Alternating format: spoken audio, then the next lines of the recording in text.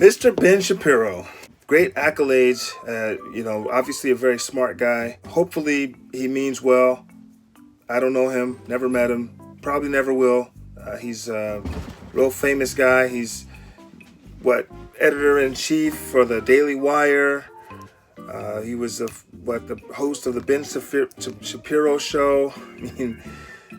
17 years old, became the youngest nationally syndicated columnist in the United States. That is awesome. He has done a lot. He's read Robin DiAngelo book, White Fragility. I think it's a great book. It's chock full of good information, and I like the analysis that she uses. Ben Shapiro, however, thinks that it is a cult manual. That's what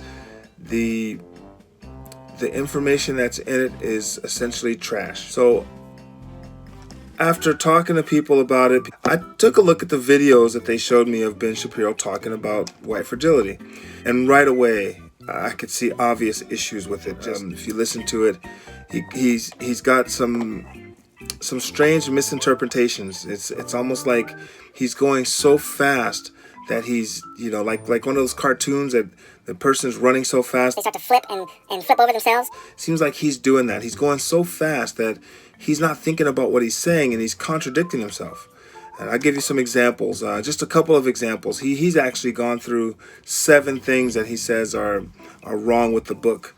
I only go through a couple here, but maybe if this is popular enough, I'll go for a next version of this. Go for the second round of this and go through some more of the stuff that he says. It's I don't know if I want to say it's bizarre, but I just wonder where he's coming from, other than just being confused about what's real. But anyway, let's get into it. Let's take a look at what he says about the book. We'll go through some quotes, and I'll show you the holes in his argument rather slowly, because speed can be a distractor, but I think it's not something that really creates good analysis. Let's take a look. According to Robin DiAngelo, American history really did not exist up until Robin DiAngelo wrote this book. And her take on American history is so bizarre. It's completely disconnected. So I'll give you an example. She says in this book, quote, "Women were denied the right to vote until 1920. Black women were denied access to that right until 1965.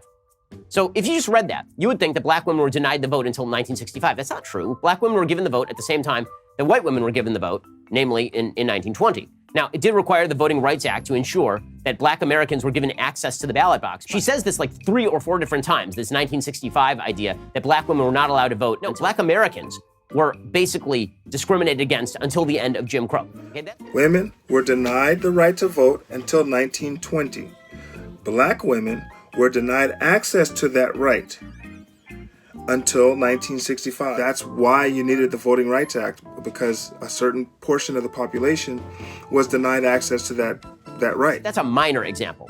She also gives the example of Jackie Robinson. She suggests that the way we learn history in America is deeply wrong because we learn things like black people who are successful are outliers. So Jackie Robinson, the only reason he made the major leagues is because he was the only black player deserving of reaching the major leagues. There's not a single fan of baseball who has ever thought that. Really, Ben? You know that for sure? Not one single? Like literally not a single fan. Okay, you believe it. Literally not a single fan. What made Jackie Robinson historic is that he was the first black ball player, not that he was the first good black ball player. What made Jackie Robinson historical is because he was the first black ball player, not that he was the first good black ball player. Really, is that true?